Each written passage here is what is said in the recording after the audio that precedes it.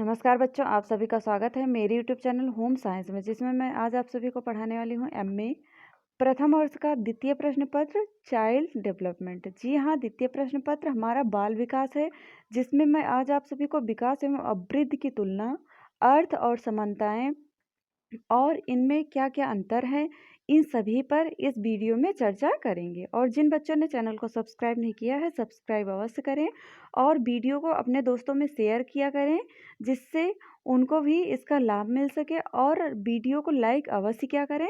जैसा कि आप सब देख पा रहे हैं, विकास एवं अभिवृद्धि की तुलना। जी हाँ, हम लोग क्या देखेंगे आज? सबसे पहले comparison of growth and development.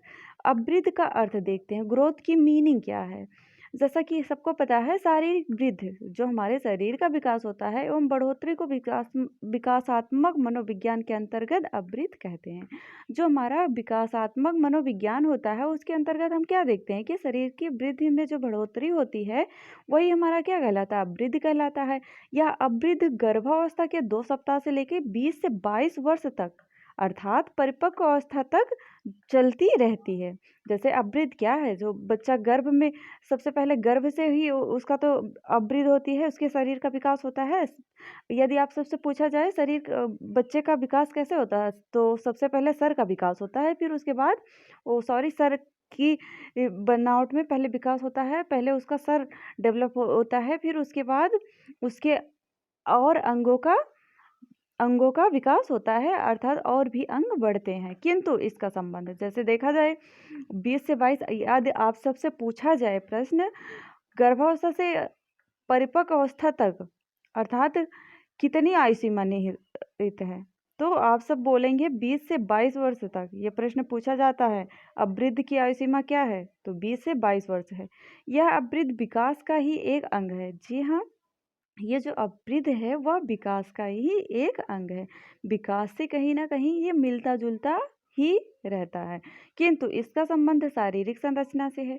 पर देखा जाए तो इसका संबंध किससे है? शारीरिक संरचना से है, जो रचनात्मक परिवर्तनों से। और इसकी आयु सीमा भी निहित है, इसकी सीमित आयु है, क्योंकि यदि आप देखते हैं कि व्यक्ति के शारीरिक का विकास हो रहा है, तो वो एक समय तक ही विकास होगा और उस पर रुक जाएगा। जैसे आपकी लंबाई 5 फीट हो गई, आपके एक आयु सीमा तक ही आपकी लंबाई बढ़ी, उसके उपरांत नहीं बढ़ती है। अगर ऐसा हो जाए उसके उपरांत भी लंबाई बढ़ती रहे तो क्या हो? आप सब तो दीवार से भी ऊंचे हो जाएं। तो देखते हैं, परिभाषा है हमारी गैसले के अनुसार। गैसले महोदय क्या कहते हैं अभिवृद्धि के बारे में? इन्होंने कहा है, अभिवृद्धि एक ऐसी जटिल एवं संवेदनशील प्रक्रिया है। जी हाँ, अभिवृद्धि जो है एक ऐसी जटिल एवं संवेदनशील प्रक्रिया है, जहाँ शक्तिशाली स्थिरता लाने वाले केवल बाह्य तत्व ही नहीं बल्कि आंतरिक तत्व भी सम्मिलित होते हैं।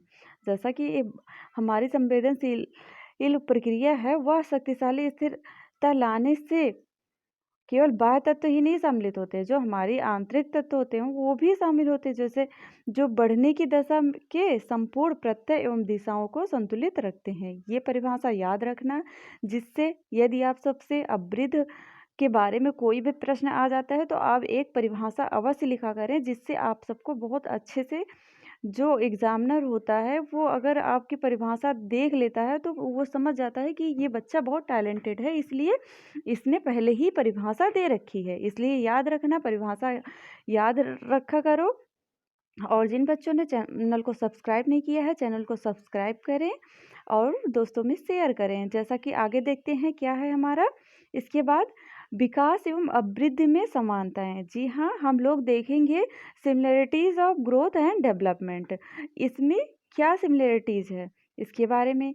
जैसा कि फर्स्ट है हमारा, विकास एवं अभिवृद्धि दोनों में ही परिवर्तन होते हैं। जी हाँ, चेंजिंग तो दोनों में आता है, विकास में भी आता है और अभिवृद्धि में आता है। और सेकंड है हमारा, विकास एवं अभिवृद्धि दोनों में परिपक्वता तक परिवर्तन पाए जाते हैं। हाँ, विकास में भी परिपक्वता तक परिवर्तन पाए जाते हैं, लेकिन कुछ सीमा तक विकास और आगे तक होता रहता है, डेवलपमेंट आगे तक बढ़ता चलता रहता है, लेकिन वो अवृद्ध है तो उसी पर रुक जाती है, तक परिवर्तन पाए जाते हैं। तीसरा है हमारा, विकास तथा अवृद्ध दोनों में प्रत्यय मनुष्य तथा पशुओं, जी हाँ क्या है, ह्यूमन बीइंग एंड एनिमल्स पर समान रूप में लागू होते हैं। समान रूप में लागू होते हैं। विकास और अवृद्धि के जो प्रत्यय हैं वो पशुओं और मानव में समान रूप में लागू होते हैं, क्योंकि फोर देखा जाए तो विकास एवं अवृद्धि दोनों का ही मापन हो सकता है। जैसा कि आप सबको पता है, विकास और अवृद्धि का मापन हो सकता है, समान रूप में संभव है। जैसे कि आप सबको आगे मैं वीडियो में पढ़ाऊंगी विकास विकास के बारे में, जैसे कि बुद्धिलब्धि वगैरह, ये सब मैं डिटेल में आगे आप सबको पढ़ाऊंगी ज़रूर। आगे देखते हैं इसके बाद क्या है हमारा विकास एवं अवृद्धि में अंतर। हाँ, जिन बच्चों ने चैनल को सब्सक्राइब नहीं किया है वो चैनल को सब्सक्राइब अवश्य कर लें। अब लोग, हाँ, आप लोग बहुत अच्छे हैं जो एमए कर रहे हैं, और एमए के बाद आप सब नेट की तैयारी करेंगे और फिर आप सब अच्छे टीचर कहलाएंगे। देखते क्या है difference between development and growth, इसके बारे में जानते हैं। फर्स्ट है हमारा विकास एक व्यापक प्रत्यय है। जी हाँ, विकास एक व्यापक प्रत्यय है, ये जीवन प्रयत्न चलती ही रहती है। इसमें मानव का सर्वगीण विकास निहित है। जी हाँ, इसमें मानव का जो सर्वगीण विकास है, अर्थात वो तो अवृद्धि में है, सिर्फ कितना माना जाता है शारीरिक विकास, जबकि इसमें सर्वगीण विकास माना जाता है, इस पे निहित रहता है। जबकि अवृद्धि एक विशिष्ट प्रकार का विकास है या विकास का एक अंग मात्र है। और नंबर 2 है हमारा विकास में गुणात्मक परिवर्तन होते हैं। जी हाँ, विकास में गुणात्मक परिवर्तन होते रहते हैं, जबकि हमारे अवृद्धि में क्या होता है, मात्रात्मक परिवर्तन होता है। जैसा कि आप सबको मैंने पहले बताया, ये एक आयु सीमा तक, एक मात्रा तक ही परिवर्तन होता है। जैसा कि ग्रोथ से देखा जाए, जब आयु सीमा आपके लंबाई पूर्ण हो जाती है तो उसके उपरांत अवृद्धि रुक जाती है अंगों की। और नंबर 3 है विकास के अंतर्गत शारीरिक, मानसिक, सामाजिक, चारित्रिक सभी प्रकार के विकास में परिवर्तन होता है। जैसे सामाजिक हुआ, शारीरिक हुआ, मानसिक हुआ, इन सभी के अंदर हमारा चेंजिंग आता है विकास के अंतर्गत। जबकि हम देखते हैं अवृद्धि में केवल क्या होता है, शारीरिक परिवर्तन होता है। और 4 नंबर हम लोग देखते हैं, क्या है 4 नंबर, विकास प्रकार्यात्मक परिवर्तनों में से संबंधित होता है। जो प्रकार्यात्मक परिवर्तन होते हैं उससे संबंधित होता है, जबकि हमारी अवृद्धि क्या है, संरचनात्मक परिवर्तन से संबंधित होता है। आप सब इतना इतना याद रखा करें, विकास के आगे प्रकार्यात्मक रख लें और अवृद्धि के आगे संरचनात्मक रख लें, तो ऐसे भी याद हो सकता है। आप उसके आगे लिख सकते हैं कि विकास प्रकार्यात्मक परिवर्तनों से संबंधित होता है, जबकि अवृद्धि हमारी संरचनात्मक परिवर्तनों से संबंधित होती है। जैसे एक समय तक विकास होना, शरीर का ग्रोथ होना, ये संरचनात्मक के अंतर्गत आ जाता है। जैसे सर की बनावट हुई, आपके शरीर की बनावट हुई, ये सब क्या है, संरचनात्मक तो ही है। 5 है हमारा विकास के अंतर्गत रचनात्मक तथा विकास विनाशात्मक दोनों ही परिवर्तन सम्मिलित होते हैं, जबकि अवृद्धि के अंतर्गत केवल रचनात्मक परिवर्तन होते हैं। जी हाँ, रचनात्मक वही देखा जाए, संरचनात्मक रचनात्मक एक ही होता है। और विकास गर्भावस्था से लेकर मृत्युपरांत तक चलता है, 6 है हमारा, जबकि अवृद्धि केवल 20 से 22 वर्ष तक की अवस्था तक चलता है। और 7 नंबर है हमारा, जिन बच्चों ने चैनल को सब्सक्राइब नहीं किया है सब्सक्राइब अवश्य कर ले। देखते क्या है 7 नंबर हमारा, विकास अवृद्धि पर आधारित होता है, जबकि अवृद्धि विकास पर आधारित नहीं होती है।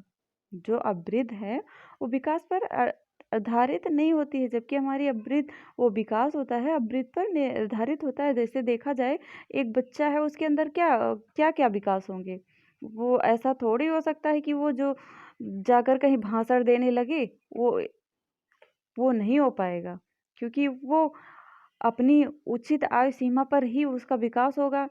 तो वैसे ही बोलेगा भी, वैसे ही उसकी भाषाओं का विकास होगा। तो ये सब हमारे क्या है, विकास पर आधारित होते हैं। 8 नंबर है हमारा, विकास एक निश्चित परिमाण होता है, जबकि अवृद्धि में व्यक्तिगत भिन्नताएं पाई जाती हैं। विकास तो एक निश्चित परिमाण है, परंतु अवृद्धि में व्यक्तिगत भिन्नताएं पाई जाती हैं। देखा जाए, जैसे आप खुद को देखो, और यदि आपकी छोटी सिस्टर हो या घर में कोई फैमिली मेम्बर हो, उसको देखो, क्या आप दोनों एक समान होते हैं? नहीं होते हैं, इसलिए व्यक्तिगत भिन्नताएं पाई जाती हैं। आपके शरीर की बनावट अलग होती है, जबकि विकास क्या होता है, निश्चित होता है। बोलने का विकास आप में हुआ और आपकी यदि आप अदर पर्सन को देख रहे हैं तो उसमें भी विकास हो रहा है। आप भी पढ़ रहे हैं और अदर पर्सन भी पढ़ रहा है, तो ये विकास ही तो है। इसके बाद 9 है हमारा क्या, व्यक्ति के प्रत्येक अंग का विकास समन्वित रूप में से होता है। जी हाँ, प्रत्येक अंग का विकास समन्वित रूप से होता है, जबकि उसके प्रत्येक अंग का की अवृद्धि अलग अलग प्रकार से होती है। और 10 नंबर है हमारा, विकास परिपक्वता तथा शिक्षण दोनों के गुणनफल का परिणाम होता है, जबकि हमारी अवृद्धि क्या है, परिपक्वता का प्रमुख प्रभाव होता है। आशा करती हूँ आप सबको वीडियो बहुत अच्छा लगा होगा, और जिन बच्चों ने अभी तक सब्सक्राइब नहीं किया है चैनल को सब्सक्राइब कर लें और वीडियो को लाइक करें। अंत तक देखने के लिए धन्यवाद। जय माता रानी, आप सभी का दिन अच्छा हो।